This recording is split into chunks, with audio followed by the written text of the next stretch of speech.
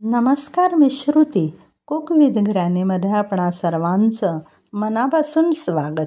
सहसा उपवासाव्यतिरिक्त आपण रताळ्याचा आहारात समावेश करतच नाही, पण रताळ्याचे उपवासाव्यतिरिक्तही अनेक पदार्थ आहेत की जे घरातल्या बालवृद्धांना आपण नाश्त्याच्या स्वरूपात देऊ शकतो. चला तर मग आज बनवूयात रताळ्याचे घारगे.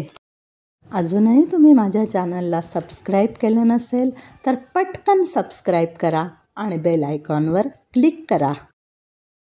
रताळ्याचे घारगे करण्यासाठी लागणारे साहित्य असे: 3 रताळी, अर्धी वाटी गूळ, 1 टेबलस्पून बेसन पीठ आणि अंदाजे अर्धा कप गव्हाचं पीठ, अर्धा टेबलस्पून वेलची जायफळ पूड, अर्धा पिंच सुंठ पूड, 1/4 टेबलस्पून साजूक तूप आणि रिफाईंड तेल जरुरी पुरते. रताळ्याचे घारगे करण्यासाठी आपण येथे 3 रताळी स्वच्छ धुवून आणि त्यातली सगळी माती काढून घेतलेली आहेत. ही रताळी आपण स्टीमरमध्ये 10 मिनटं ठेवून वाफवणार आहोत. इथे गॅस आपण हाय फ्लेमवर ठेवूयात. हा स्टीमर मला खूप आवडतो कारण तो मला माझी लाडकी मैत्रीण प्रतिमाने दिलेला आहे. थँक्स प्रतिमा. 10 मिनटं झालेली आहेत. आता आपण गॅस बंद करत आहोत. तुम्ही पाहू शकता रताळी छान उकडलेली आहेत.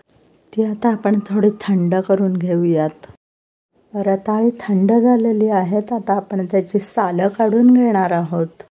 सालं अगदी अलगद काढायची कारण ती पातळ असतात. पदार्थ करताना रताळ उकडून घेतलं की त्यातली अनेक पोषक तत्व जशीच्या तशी टिकून राहतात. रताळी आरोग्यासाठी फायदेशीर आहेत. व्यवस्थित दमदमून वाफ दिली की रताळ्याची सालं पहा कशी पटापट निघतात.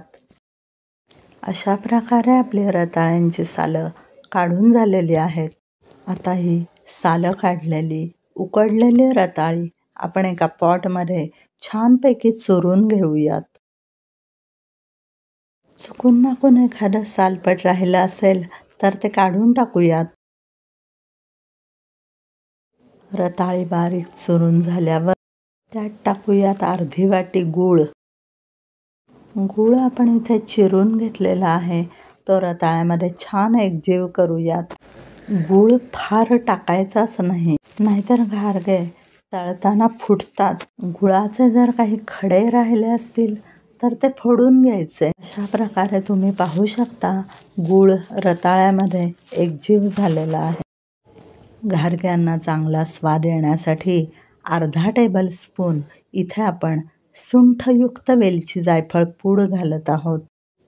वेलची जायफळ पुडामध्ये फक्त अर्धा पिंच सुंठ घालायची म्हणजे त्याचा स्वाद काही निराळाच येतो.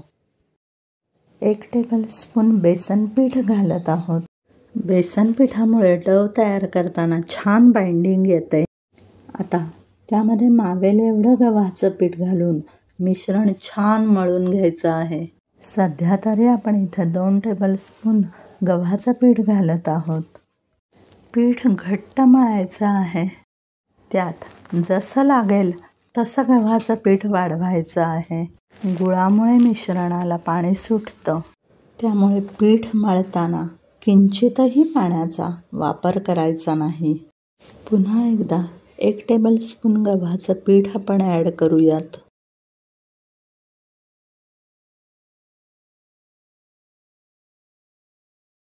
बोटांना चिकटलेलं बॅटर आपण काढून घेऊयात.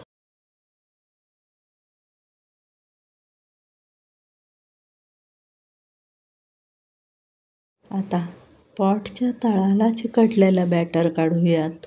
डव तयार झालेला आहे. आता तो आपण बाजूला ठेवूयात. कोणताही पदार्थ करताना शक्यतो काहीही वाया जाऊ द्यायचं नाही. अन्नाच्या प्रत्येक घटकात शेतकरी, विक्रेता आणि ग्राहक सर्वांचाच घामाचा पैसा असतो. हे पहा, एवढं बॅटर निघालं आहे. आता इथे आपण थोडं साजूक तूप हातावर घेतलेलं आहे. तुपाच्या हाताने डवला आपण एक फायनल टच देऊयात. इथे तुम्ही तेलाचा वापरही करू शकता. आपला डव तयार झालेला आहे. तयार पिठाचे आपण पुरीला करतो तसे छोटे छोटे गोळे करून घेऊयात.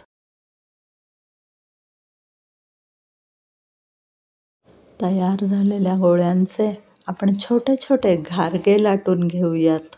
गोळीला गव्हाचं पीठ लावायचं आणि अलगद पुरी एवढंच लाटायचं. फार मोठा आकार करायचाच नाही. लाटलेल्या घारग्याला वाटीने आकार द्यायचा म्हणजे सगळे एकसारखे होतात. वाटी घट्ट दाबायची आणि कडा काढून टाकायच्या म्हणजे सगळे घारगे एकसारखे छान दिसतात.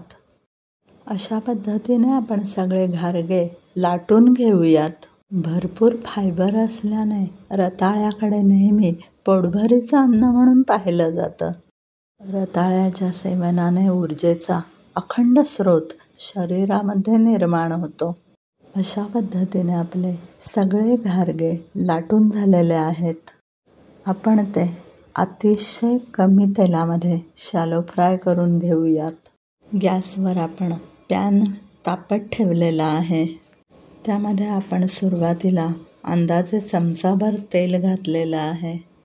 कमीत कमी तेलाचा वापर आपण इथे करणार आहोत. तापलेल्या तेलामध्ये एक एक घारगा आपण शॅलो फ्राय करून घेऊयात. घारगे तेलामध्ये अगदी अलगद सोडायचे. उलट सुलट करत शॅलो फ्राय करायचे. अशा पद्धतीने सगळे घारगे आपण कमी तेलामध्ये शॅलो फ्राय करून घेणार आहोत. हेच घारगे जर आपण कढईमध्ये तळले तर तेल खूप लागते. शिवाय नंतर उरलेल्या तेलाचं काय करायचं हा मोठा प्रश्नच निर्माण होतो. बऱ्याच घरांमध्ये तळणीचं तेल पुन्हा वापरलं जात नाही. ह्याला उत्तम पर्याय म्हणजे कोटिंगचा पॅन घ्यावा. आपल्याला हवं तेवढंच तेल घालावं. नंतर जसं लागेल तसं तेल ॲड करत जावं म्हणजे तेल वाया जात नाही आणि फारसे तेलकट पदार्थही पोटात जात नाहीत.